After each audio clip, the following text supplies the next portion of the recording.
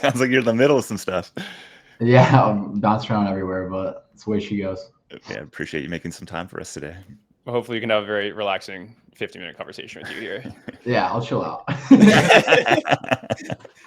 Yeah, so Matthew, you run institutional and protocol BD at Katana, which is a DeFi native L2 incubated by Polygon Labs. So I think my first question is really just what is a DeFi native L2? Yeah, so I think about 8 months ago, Polygon had this thesis that general purpose blockchains and general purpose block space would cease to be as like important. And if you don't build a chain that's purpose built for a vertical, we'll build one that's better than you. And so with that, kind of looked inward, was good at a lot, but not necessarily staying out on anything. Really doubled and tripled down on payments and like RWAs primarily, but wasn't super competitive in DeFi. And that was like part of the reason that Katana was born, just to kind of be a very opinionated DeFi chain. And so it's strategically important to Polygon, but it definitely is separate, incubated by GSR and Polygon.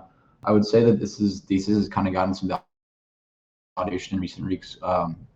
You saw Tempo with Stripe just recently get announced. You see a lot of mindshare growing on the Plasma side and some of these stable coins. So I think in general, yeah, general purpose blockchains.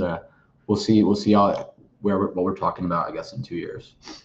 I mean, I guess in my mind, if you think about the barbell, you have like the general purpose chains, and then you have the like app chains, let's say. And I wonder if are like these use case specific chains just kind of the like mid curve version of that? Like, what gives you confidence that that's the right solution? Yeah, so I think I guess I don't know. I haven't really even talked about this, but maybe like verticalized chains makes sense. So it's like in between an app chain and a general purpose chain. I think you could honestly think about Katana as a chain or as an application. So we're currently in beta with the first version of the application. It's app.katana.network. There are some very basic things you can do, like deposit into vaults and like bridge into the application. But the next phase in V1 and then V2, you'll see you can do a lot more speculative activities. So you'll be able to swap on it, and then eventually you'll be able to trade perps on it and stuff like that. I think the other part of like the narratives is that people with general purpose blockchains too, it's like who really owns the end user and then the end customer, and how are you driving value back to your own chain? Because like fundamentally, if you don't own any of the distribution, like what are you kind of doing? And I don't think this has also always been necessarily the thesis, but I think it's going to continue to be the case. So maybe that's a hint at an answer to this question, but what are the core features of a DeFi native L2? I think you have 100% of net sequencer fees are going into chain-owned liquidity, but maybe you can help unpack a little bit what the sort of totality of the features are there that really make Katana a notable new type of thing. Yeah, so I think Katana set out to solve for like fragmentation in DeFi primarily, which was very prevalent across different chains, but also across different protocols on that chain that do the same use case. So why do you have Ramses, Uniswap, SushiSwap, Camelot all on Arbitrum? Like that's just really fracturing liquidity. Same thing with having Aave, Euler, Fluid. And so what it does is it allows people to come in and out with more size and have stable borrow rates and these kind of other things. The second thing that people care about other than deep liquidity is really high yields. And so the yields primarily, if they're high, are really driven by like temporary token emissions. And so how do you kind of solve for that in like the longer term to make it like sustainable as it like scales with size? You can't really do this necessarily retroactively, but because of the way Katana was designed from like day one, it was very opinionated and took this approach to deliver high yields and sustainable and deep liquidity. So the different yield mechanisms, I'm happy to kind of get into more, but the idea is that we're spending a lot of CAT tokens now to then start to kick off this flywheel, which will generate more sustainable yields over time. And then the phase we're in right now, again, is like a little bit more mercenary capital by nature of crypto. Like if it was up to us, it'd be great to start with 10 million TVL, then 20 million, 30 million, 40 million. But just the nature of where crypto is today, you kind of need to hit like that $500 million mark before people start paying attention and kind of care about you. So we did play the crypto game because like everyone kind of has to in the beginning. The next phase I would say are like the centralized exchange kind of earn programs, which are a little stickier capital and a little bit less APYs than some of the on-chain liquid funds that are always kind of like yield farming. And then the phase after that, which we can happy to get into too, is the fintechs and like that only really care about 6 to 8% And they don't care about your governance token. They care about what the in-kind yield is. And some of the design decisions we made with Katana are going to allow us to deliver like the best risk-adjusted yield for them. Yeah, man, I'm seeing yields here on the Katana. I think it was app.katana.network of 18% on the low end with ETH and all the way up into the 40s with others. And so is that mostly driven by native token emissions today? Yeah, I would say, yeah. So again, we're in phase one of those 3 phases that we just talked about. So still playing like those games that we kind of like have to by way of crypto. But I think over the next few months, we'll be able to see these other kind of like native yields kick in. So far, right now, the L2 rate on supply is dragging a little bit relative to like the rest of the industry. And part of the reason for that is just new Morpho and Euler deployments. It takes time to drive borrowers and to have like specific liquidity and kind of get these yield bearing stablecoins over to perform and allow for like native looping trades. So that's like one thing. But then also users eventually will get to the point where you're depositing on Katana, you're earning the L2 supply rate, which is just as high as Base or these other chains. And then you're also getting a portion of the L1 supply rate. So vault bridge mechanism is something that was pioneered by Katana, and we've already seen like 8 other chains reach out to try to adopt it too, which is pretty cool. And so like the first implementation is through the ag layer Polygon bridge that we designed. But now there's actually also other bridges that are going to implement something similar in the joint venture style too, that maybe it's not public yet, so I don't know how much I'm supposed to be talking about. I don't want to ask questions about that. Sorry, you can talk about it, man. long story short, like what happens with Vault Bridge is if I bridge USDC, ETH, Rep Bitcoin, or USDT from Ethereum mainnet to Katana, that USDC is then lent out on Morpho on the L1. And then instead of the yield going to the end user, it actually goes to Katana, the chain. And so we've already generated 1.2 million in revenue through Vault Bridge in the first 2 months since launch. What we have done with that revenue, like we just made a distribution to LPs of the vault depositors of about 64% of that. So now depositors are getting the L2 supply rate plus 64% of the L1 supply rate. Interesting. And then the remaining 36% we use to like redirect into like liquidity pools and markets that drive the most value into the ecosystem. So if you go on Katana, we just started this last Friday.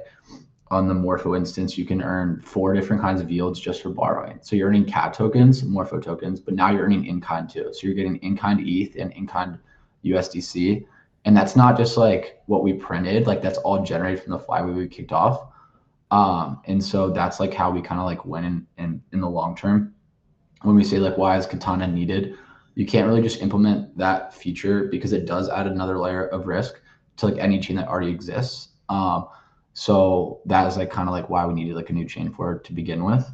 But yeah, then we go back to like that phase 3 with like the fintechs. It's like, how are you going to win them? It's like, that's where I'm getting like this yield from. And if I'm already depositing into Morpho and NEL2, I'm already taking that same smart contract risk. So this actually isn't adding more in many ways. And so that's when we come back to like this risk adjusted yield. Cause like, again, like fintechs don't care about the latest and greatest tech. They care about in-kind yields and they want to know who they can call when something goes wrong. While we're here, Katana has kind of this competitive or unfair advantage in some ways on like the fintech side, just because we're able to leverage all of the success that Polygon has had with these payment networks. And so what are those fintech wants? Like they want payments, but then what do you do what do they want the next thing? You upsell them, now they want these earned products. And so now I can go to Lemon Cash in Argentina, biggest one there, Mercado Bitcoin in Brazil, biggest one there, Revolut is massive as well. And we already have all these relationships kind of baked in as too. So got it. Very interesting. I mean, you can already just see the value of having this kind of laser focused approach to building a chain that, if you're building a general purpose chain you never had.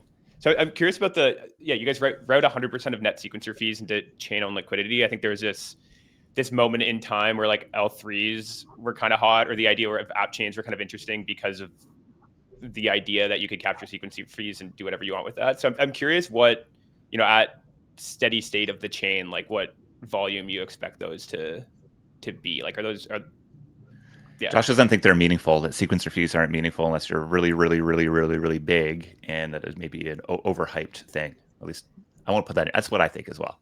Yeah, I think I don't like necessarily disagree with that like too strongly. I think over time they can be meaningful and building up like a base layer of liquidity And so like this whole approach on chain on liquidity, so we've driven about $250,000 already since launch of what we call chain on liquidity, which is liquidity that are in Sushi that isn't going to leave under any market conditions. And so I think sequencer fees contributing to that and contributing to drive value back to the ecosystem rather than kind of just like taking this profit is something that has resonated really strongly with builders.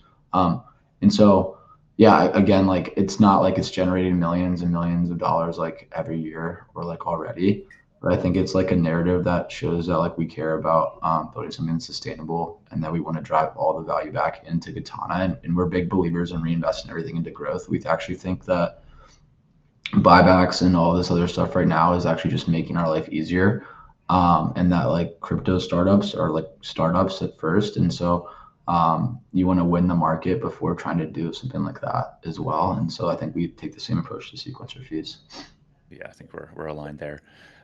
I'm curious about your role because it feels like BD, and especially in a integrations heavy segment like a purpose built DeFi native L2 is absolutely core to it. Can you sort of maybe lift the veil a little bit? Like, what are you doing on a day-to-day basis? Where are you putting your time? How are you just adding value to this organization? What did you Yeah, get I done mean, this week? yeah, I mean, I think we needed more people yesterday, so there's like a ton going on. Currently focused on final negotiations with our next core app, which is like this perp dex. They'll be focusing on equities and also crypto perps, and there's just some interesting ways to penetrate the market to fundamentally play a different game than hyperliquid. So that's like one thing. I worked on like the Lombard and EtherFi and some of these asset issuer deals, but a lot of my time has been spent on like the institutional liquidity providers and designing campaigns that are attractive to them, onboarding them, educating them on CAT. We actually just announced yesterday our vision for the token. So CAT is not your typical governance token. It's meant to be this index of the fees generated on the chain. So we're taking some of the stuff from Curve and from Aerodrome and like this VE33 concept and basically making the whole token, the whole chain VE33. I mean, I think a lot of times, and maybe I don't, to be honest, I haven't dip into one of these episodes before, so I don't know exactly who the audience I am talking to is. But in case like this is interesting, Sushi, yeah. So Sushi is going to be debuting a new VE33 on Katana, which is one of the reasons we like partnered with them. We would argue that like we weren't going to get Uniswap because they have Unichain. We argue that Aerodromes has been the only one that's consistently beaten Uniswap anywhere, and the reason necessarily hasn't been the team's execution, but this VE33 concept. So we're debuting VCAT, which will be able to lock up CAT for VCAT and bribe and direct emissions that way on Sushi. And then you'll also be able to stake that for AVCAT, which is like an auto compounding feature of it. We made some improvements. And again, like a lot of the stuff with Katana is you're learning from things that like worked out before you.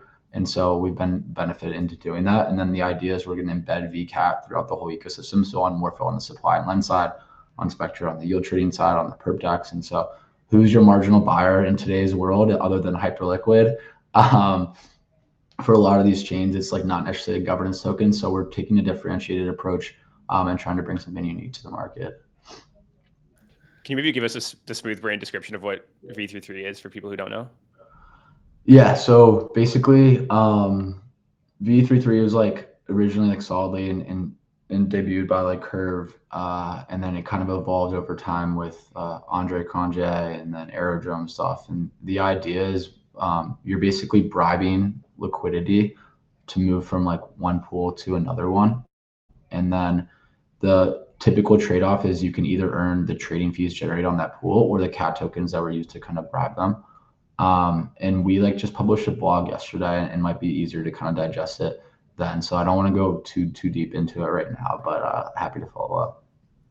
Yeah, I think we had Alex from Airdrome on a couple of weeks ago talking about it sounds like the sort of same strategic insight that I think you guys have had here, where the sort of the underlying token model and the role it can play in in an ecosystem specifically is a meaningful difference than governance token. So, but yeah, make sure you send over that blog post. We'll make sure it's included in the thread of the video that we share out from here.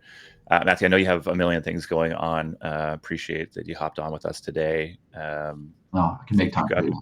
Yeah, well, I mean, we're intrigued. I think we like coming into things where we're like, there's something interesting happening here, but we are not smart enough to know exactly what's going on. And then we talk to smart people who. Yeah, I mean, I think we're still very much in like the first inning. We built the whole thing underground, which is a little bit different than other chains, because typically when you build a new chain, you have to raise a bunch of money, announce your raise, your investors, build social status, then attract talent, then use that talent to attract builders, and then use those builders close infrastructure providers. But with Katana being able to leverage previous talent and relationships, we've been able to build the whole thing underground.